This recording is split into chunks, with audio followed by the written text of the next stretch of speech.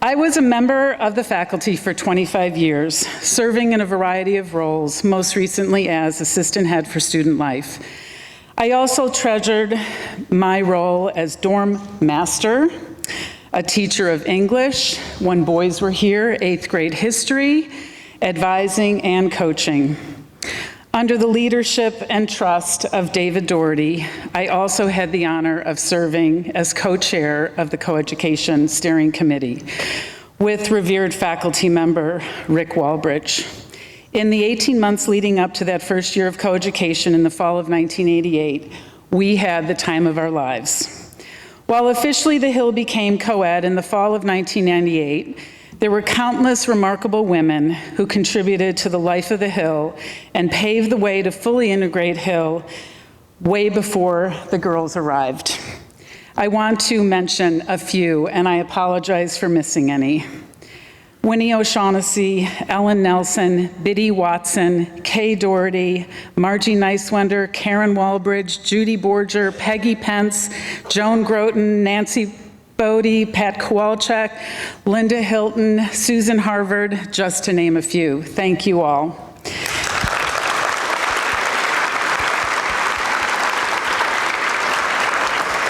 My life has truly been shaped by the faculty and students alike, for which I'm eternally grateful. I often think of Dick O'Shaughnessy's lunch announcements, reminding students not to walk across the quad or the grass anywhere on campus. At the Hill, he would say, we don't cut corners, we walk on paths.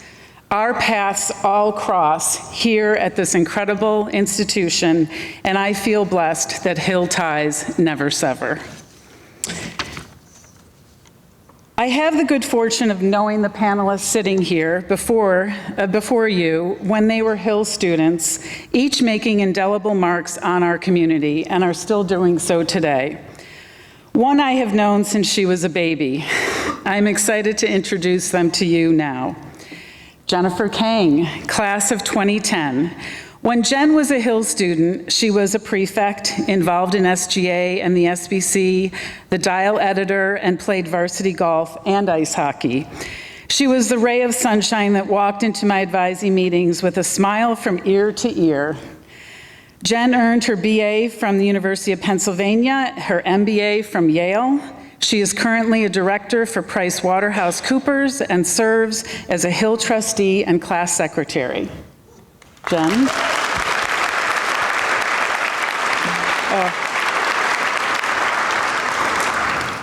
Nicole Burns Lauredan.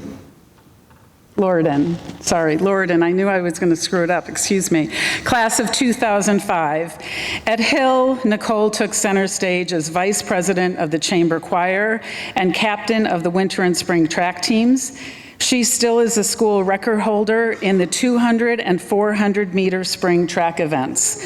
Nicole received her BA from Brown and an MBA from Dartmouth's Tuck School of Business.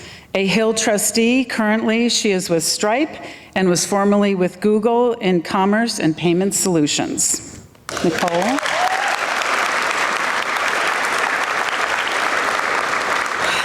Wallace Gundy, class of 2004. Yes, Wallace is the one I've known since she was a beautiful baby. Wallace grew up on the Hill campus as a fac brat, older sister to Mac and daughter of 2 wonderful Hill faculty members.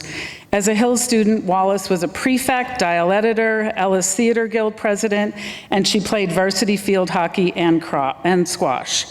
She received her BA from the University of Virginia and her MBA from the University of Rochester's Simon School of Business. She is a manager of product management for Amazon and is president of Hill's Alumni Association and class secretary.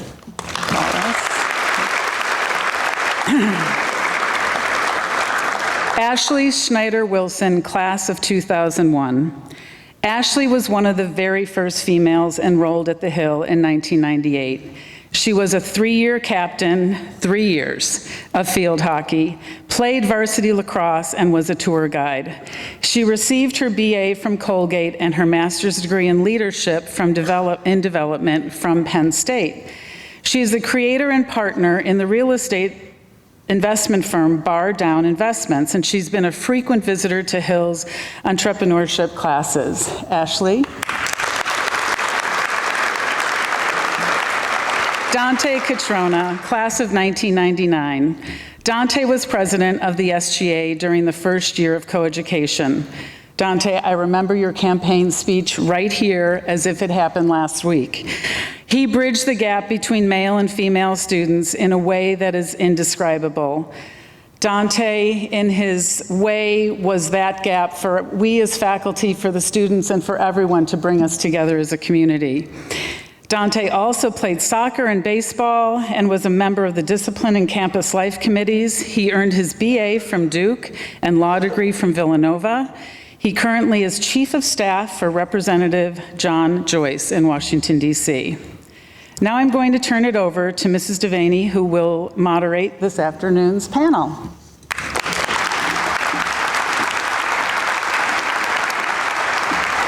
Thank you, Jennifer. All right, everybody. For the students who are here, I would like to remind you we have questions that you all were involved in creating for our panelists. Last Thursday, the group, the Young Women of the Hill, put together a survey, and as advisories, we met to fill out those surveys with questions that we would want to ask the panelists.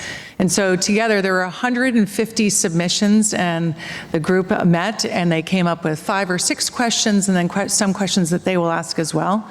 And we will start with that, and we will start with our panelists to see the answers they have for these great queries. So I'll start with the first one, and this is open to anyone who would like to answer it. All of them are open to anyone who would like to answer it. How did your experience at Hill impact your life after high school? How did the lessons you learned at Hill influence your career choice and your current professional life? Anyone want to take that one on first? I'm happy to jump in. I think that what I took with me from the Hill that's influenced my career and my life today is really the concept of support and mentorship. As a student, and particularly a student of the first few years of coeducation, so it was, a particularly interesting generation. There were incredible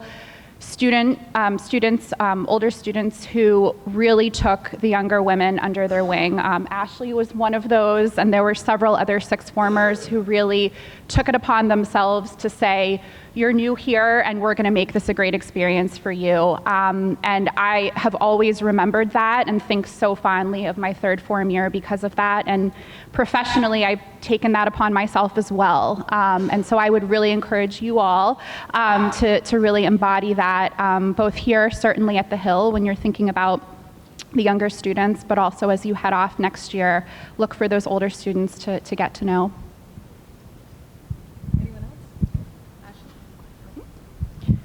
I think Hill provided an opportunity for me to get comfortable with the uncomfortable. So being part of the first class of girls, to your question on what did you take after you graduated? Well, after I graduated, my senior year of college, I ended up living with 13 boys and just myself. So I leaned into it. I ultimately ended up in a male-dominated field of commercial construction. And then I wrote a book called The Only Woman in the Room to highlight women in male-dominated industries. So I think you can take a challenge that you're facing and really use it to be an inspiration for other people, that they can feel comfort in knowing that they're not alone. Thank you. Anyone else want to add? All right, so our next question comes from fifth former Drew Ward.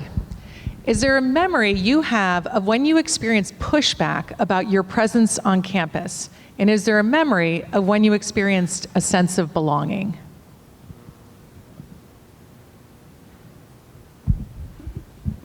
Nikki? I didn't necessarily feel pushback. What I felt was the fact that I was one of a handful of young black women on the campus, and there weren't many students who looked like me, and there weren't many faculty who looked like me. And so what that presented was an opportunity for me to figure out how to sort of set my own path and create my community. And I did that by getting involved in many different activities, co-curriculars. So as mentioned, I ran track, I was on the step team, I was in the chamber choir. And it was in those settings where I felt I was able to really truly feel the sense of Hillness that we talk about and belonging. It didn't matter in those small groups what you looked like, your background, whether you were a young man or a young woman. It was the fact that, you know, you were in a group and you had shared interests and passions, and those were the things that created the bonds that stuck with me for life. Thank you, Nikki. I similarly don't think I experienced too much of the former category, but I do feel like a lot of that was self-inflicted if I did ever feel like there was pushback from my identity as a student. And a lot of it, I think, had to do with, for me specifically, the fact that I was an international student coming in. So it felt, you know, there was part of me adjusting to a new country, there's a part of me adjusting to Pottstown, and then there's a part of me adjusting to a boarding school setting. More importantly, I think the sense of belonging was sort of the default setting, and it wasn't something that I was constantly seeking.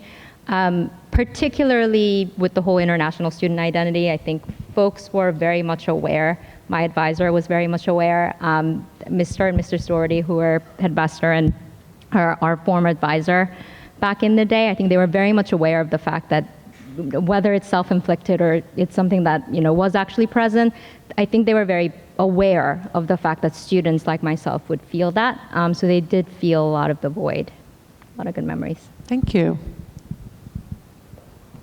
So is there one suggestion you would give to the female identifying students at Hill? And if there were one, what would that be?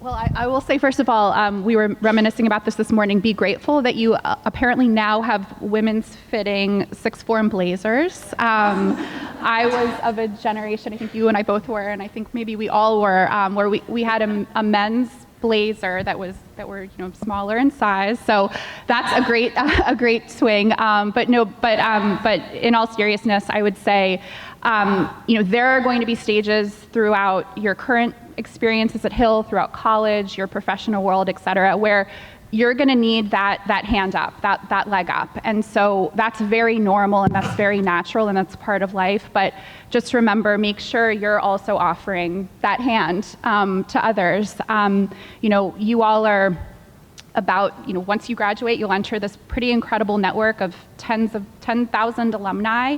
And that network is a really strong one. So seek to help your peers and, you know, seek out that network for yourselves as well.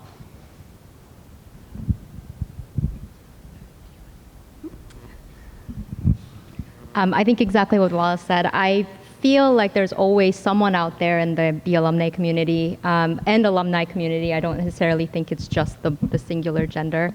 But the fact that a lot has changed really between, I think we probably have a gradation of experience on that front, but I think it's a shared experience in that everyone understands that there was a lot historically that everyone sort of through experience built up on, and nothing really happened in a day. So there's a shared understanding in the alumni community where it's really a safe space. So, you know, whether you're female identifying or male identifying or anything else, it's really a safe space, I think, that we create for ourselves in the alumni community.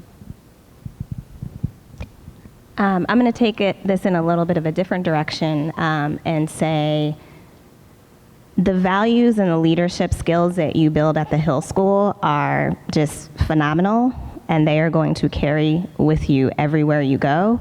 And what I would say to you all is to continue to assert yourself as a leader, be fully confident in who you are, continue to use your voice. Like, your voice really, really matters. Where there are spaces where you feel like you don't belong, you do belong, go ahead and pull up the seat to the table. And just don't stress. I remember being at the Hill School and feeling like I was under so much pressure. don't stress. Know that there's many different chapters and seasons of life, and the things that you're going to take away from your experience here, they're going to stick with you forever, and they truly, truly are valuable and will make you successful no matter what.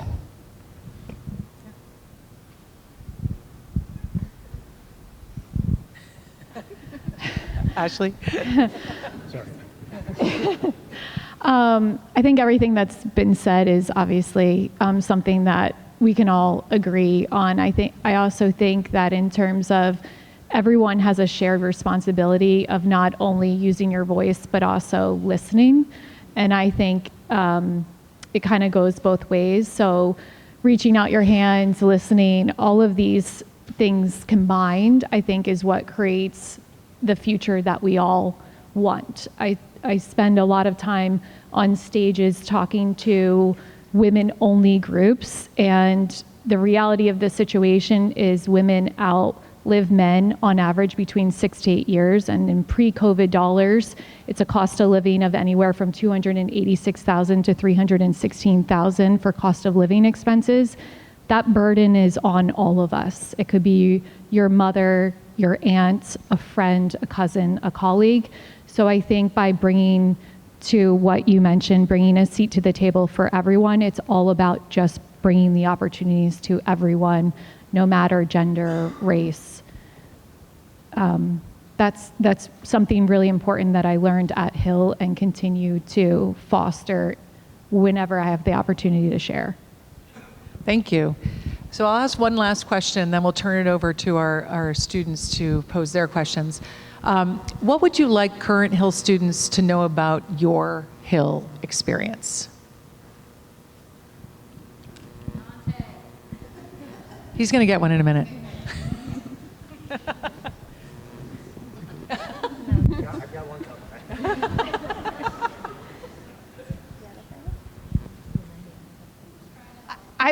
I would say these were, at the time, the best 4 years of my life. They were. I made the best friends. But now, 20 years later, they're still not the best. They're no longer the best 4 years of my life. You're going to have new and incredible experiences, and that should be the case. And so what I would say is take full advantage of your time here on campus, but know, the best is yet to come, and it should be that way. I will also say I'm getting ready for my 20th reunion in just about a month, and classmates are coming back that, some folks have stayed in really close touch and have been back on campus, and some folks, this will be the first time they've been back on campus since coming out of the Dell, and that's great, and that's okay. So what I would say is, stay in touch with the Hill and your classmates and this network, but also know that it's never too late to reconnect if some time passes. I'm someone who perpetually lives in the gap. So if anyone's read the book, The Gap and the Gain, I always live in the gap. And I think that I should have appreciated my time more at Hill.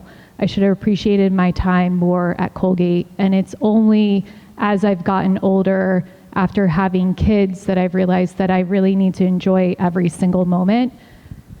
I know if I was in the audience right now and someone said that, it would just go right over me, and I would be thinking about an AP test that was scheduled for next week, or some other stressful situation. Maybe it's a game that you're about to play. But if you really live in the moment, that's something that is really, really important to do, and unfortunately something that you don't realize later in life. So if you look up to someone, just ask them, should I live in the moment? And I think you will find that everyone will answer, live in the moment. Thank you, Ashley. Nikki? The things that I took away from my experience at the Hill are actually the things that define my how and who I am as a person. It's really about, for me, the leadership qualities that I instill in myself and in others, the way that I am as a new mom, a wife, a sister, a friend. I truly think that what you learn here, the togetherness, the connections that you make, all of the bonds that you create, and the values that are instilled within you truly, truly make you the person who you are. And I feel like, as I look back, that is really what has sort of formed the person who I've become. And I can always look back on the fond memories that I've had here and remember why I'm resilient, why I'm tough, why I'm a kind person. And yeah, that's sort of how I look back on the memories. I had too many answers, so had a tough time trying to pick which one. But one thing, rather than sort of about my experience, but just in hindsight, looking back, I had a lot of self-doubt like any other teenager, I think, when I was here. But again, in looking back, I think I was a lot more prepared for the real world and prepared for college than I gave myself credit for back then. And it's definitely easier for us to say that to the student body here. But I think in a few years, you'll look back and realize when you were back at Hill, the Hill did a lot for you, and you did a lot for your sort of your community, your friends, and even your teachers, that really made them a lot more prepared, a lot better as members of the community, the bigger community, and you're a lot more prepared actually to walk into your next challenge. So I think on the confidence, hopefully everyone's doing a lot better already than I did, but in terms of thinking about the next steps, especially for the sixth formers, I know there's a lot of sort of fear maybe, or at least I did have a lot of fear back then. But I think take that challenge with the attitude that you are a lot more prepared than you probably think you are. Thank you. All right, it's time for our first audience question, and fifth former Alyssa Diwali has the question for Dante. Thank you for coming today. I'm just curious, during the shift to coeducation, in what ways was it difficult to lead and balance the school during this transition? You know, it's kind of funny because when you guys are here, you just do, right? You have a schedule, you go to class, you just do. You have your assignment, you do your work, you know you've got a game on Saturday. And we just did. I mean, I remember vividly fourth form in chapel when Mr. Daugherty made the announcement to the student body we were going co-ed. And to that day, when we sang 1,000 Hands at the end of that chapel, I still get goosebumps. And I remember, you guys still sit alphabetically in chapel, right? Yeah, so it was like Jason Chan, Ryan Conyers, me, Krista Silva. Yeah, we're all looking at each other like, what just happened? You know? And that was a journey from our fourth form year to sixth form year. We had really good faculty who helped us. You don't know necessarily what's going to come. But what I knew is I could go to Mrs. Lagor and say, I have no idea what we're supposed to do here. You know, I think we'd call it like workshopping it, right? Like, what do we do? And I screwed up a ton as sixth form president. I mean, you screw up a ton. But at the end of a discipline committee meeting, right, and trust me, everything changed, and you guys know that, but I knew that Mr. Daugherty I could go to him and I'd say, was that right? Did I handle this right? And I could have honest feedback. I knew I had the headmaster, I had Mr. Price, I had my teachers, and they helped me learn, right? They helped us learn how to be leaders. You don't know, right? You don't know until you're in the moment. And thank God we had great faculty who were bought in for years, and I had great classmates who we knew what was going to happen, right? This was not a spur of the moment. From that moment in chapel to that first day on campus was carefully planned, carefully thought out, and we were allowed to fail. And we learned from our mistakes, and the next day, we did it better. I mean, I remember with the dress code, you're talking about blazers, we had the ruler. We're like, well, how long is too long? We don't know. I mean, you figured it out. And we're, it's an evolution, so. Thank you. All right, our second audience question comes from fifth former Lola Palmer. Hello, I'm Lola Palmer, and thank you so much for coming here today.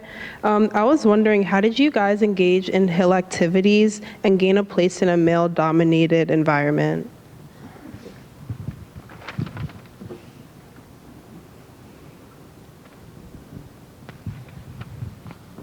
Do you need the question again, or are you?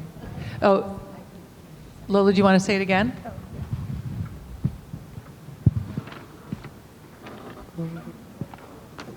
How did you engage in Hill activities and gain a place in a male-dominated environment?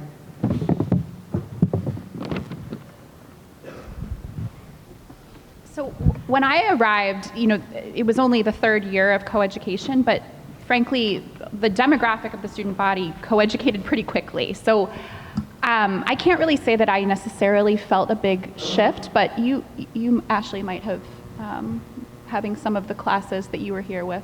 Yeah. I think I had a unique situation because I came from a feeder school to Hill.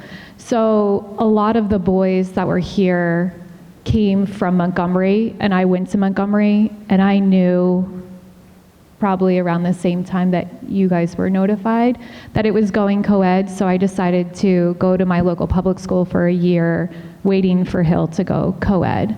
And so I had a little bit of a different experience, not saying that I didn't witness challenges and myself had some firsthand challenges, but with respect to one particular experience, I know now that there is a girls ice hockey team here, but at the time it was just obviously boys. I mean, we hardly had enough girls to field the necessary 3-sport requirement that we had to play. And I played field hockey, ice hockey, and lacrosse. So for the games, if I remember correctly, I was the only girl who dressed on the boys JVB team. And I felt actually pretty welcome. I think it was really surprising at that time that girls played hockey in this area. So I thought the experience was pretty positive. And in terms of just once again leaning in, and to what Dante just said about you just do. You just don't really think about it. You just keep doing what you think you should do. I was fortunate enough today to sit in some classrooms, and just the interaction, the amount of women's voices that are speaking up in the classrooms is really inspirational, because I can tell you that still to this day, I sit in rooms with very few women in the rooms, and we're not using our voices still. So to Dante's point about the staff supporting you and giving you confidence, along with your classmates, along with alumni, it is being fostered here. So we need to keep exercising that. Thank you. Our third question comes from sixth former Ella Lee. Hi, thank you for being here today. My question is, from what you know of Hill today, how do you think the culture has changed since you were a student? And do you think Hill being all boys for so long contributed to the development of our community and to its current Hillness?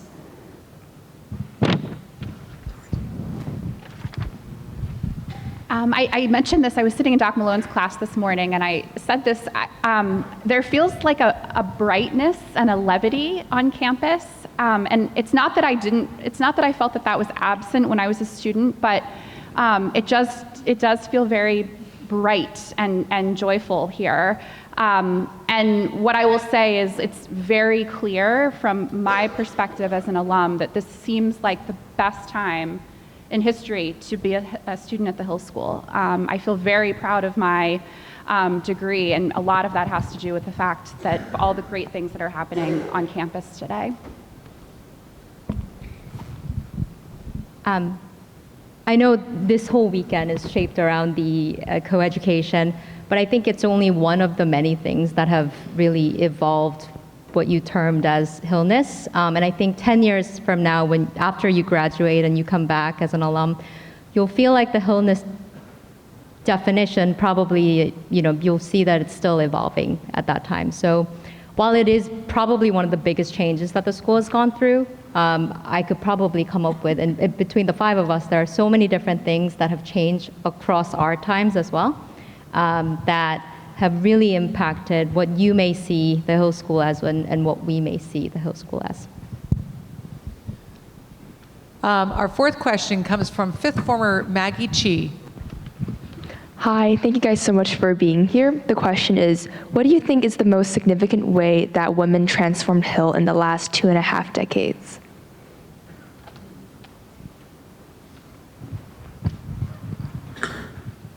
Anyone want to take it on? They're calling for Dante again.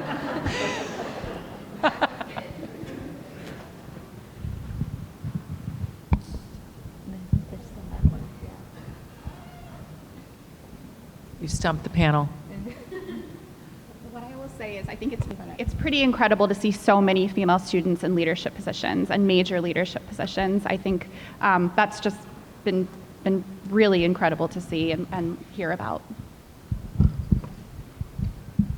I also live locally, so I get to experience seeing Hill bumper stickers and Hill t-shirts throughout the town that I live in, and I always strike up a conversation with either a parent or a current student, and it's surprising but not surprising, just the closeness that you continue to feel. And I think that that's in large part to the fact that women are considered part of the community. And it's not, when I went to Hill and a few years after going to Hill, people still always would reference, oh yeah, I just went co-ed. Oh yeah, how does it feel to be one of the few women that went to Hill? Most people don't even remember now that it used to be an all-boys school, whether that's good or bad. I mean, that's left up to interpretation. But I think the sense of community, that is something that women have definitely contributed, and the men have as well. Thank you. Our next question comes from 5th former Addie Collingwood. Okay, so for Mr. Cutrona, did you see any changes in male behavior as a result of women coming to Hill? And for the female panelists, did you feel like you had something to prove being a part of the first 25 years of coeducation? Everything always goes back to dress code, right? Mrs. Lagor, right? I mean, yeah, I mean, people comb their hair. It sounds so ridiculous and superficial, but I mean, yeah.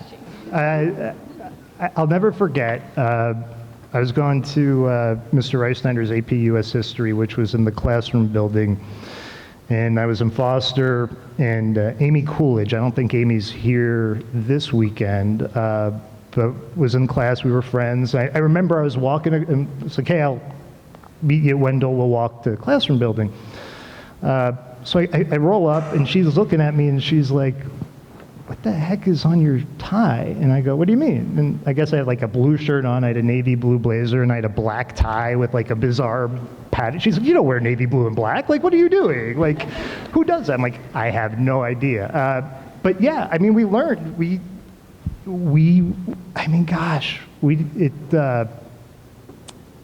grew up, instead of going back from class and everybody piling into somebody's room and watching Billy Madison after, on VHS after study hall, we learned to talk. It was something, arrested development, it happens, and for us, we grew up a lot. Let me just say something during that time, right? And we're here for coeducation, but 1999, 25 years ago, we had a massive crater in the middle of our campus because we had knocked down Donner Hall. we went co-ed. That same year the girls came to campus, we put phone jacks and ISDN lines into every room. So before, unrelated to co-ed, it just so happened that the internet, right? Before co-ed, if you wanted to talk to if you were lucky enough to have a girlfriend back home, right? You'd have to go to a payphone, right? And you'd have to have a calling card. And all of a sudden, everything changed. The internet came, girls came. It was like, there were not apps to meet people, right? You had to actually interact with them. And I think the biggest thing I remember coming on campus was, it was always the guys, and you have to remember the fourth form, I was fourth form, so that sixth form that graduated, they were gone, right? They were never going to be here for co-ed. The fifth form, which would have been the sixth formers before co-ed, the last class of guys, well, they were going to be bitter about it because they weren't going to be here, but they had to go through the construction and they had to go through the changes to the handbook and the things that we started 2 years early. And they were just bitter because they didn't get to go to school with girls, right? And then the guys in my class who were always like the hardest kind of like, oh man, Hill's never going to change. Let me tell you, they were the first guys in front of Wendell to talk to the girls. It was not like the guys who you thought it was going to be. It was like those jerk guys who like gave us such a hard time. They were the ones who were like the first ones there. It changed. It totally changed, and for the better.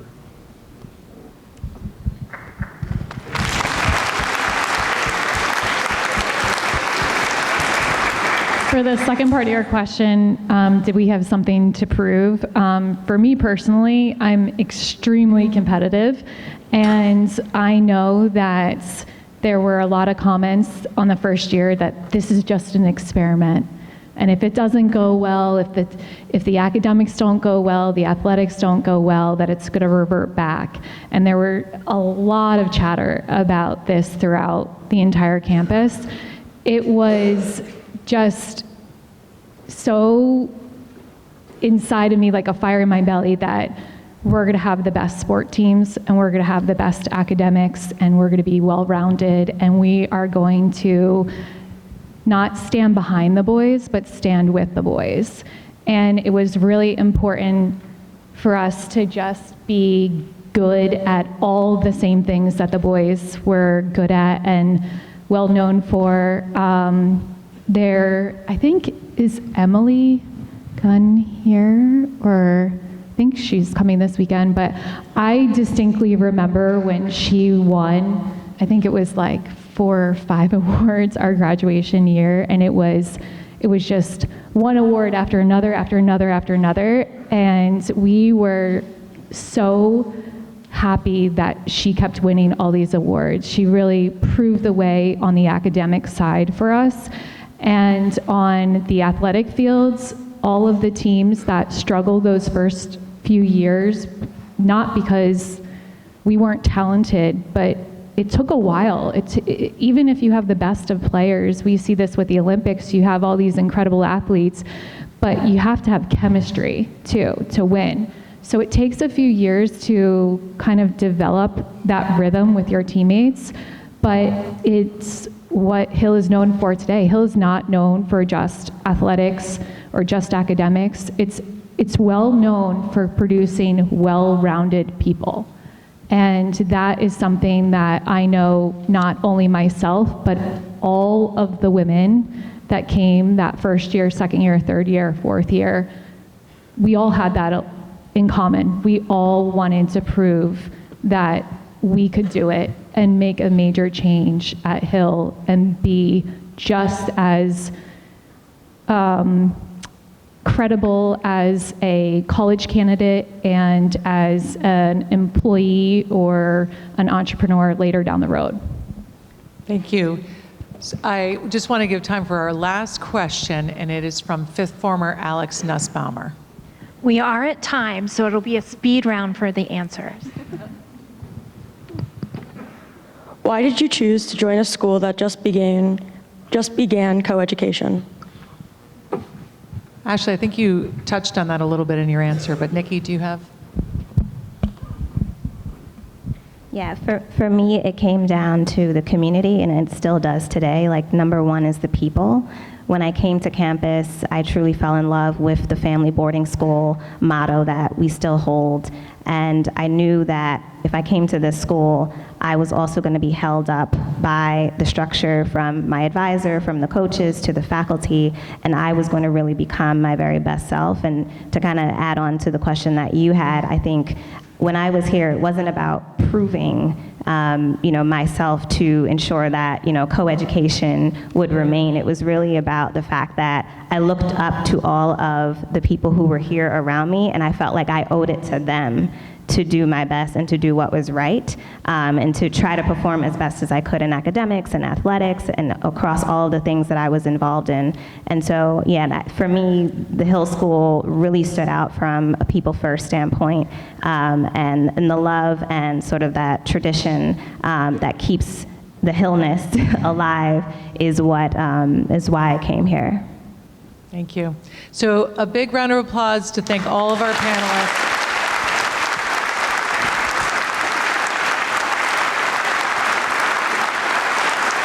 We appreciate you being here, sharing your memories, sharing your advice, and sharing all your insights. That was wonderful. And also to the young women of the Hill for collecting and making the questions and the whole panel process possible.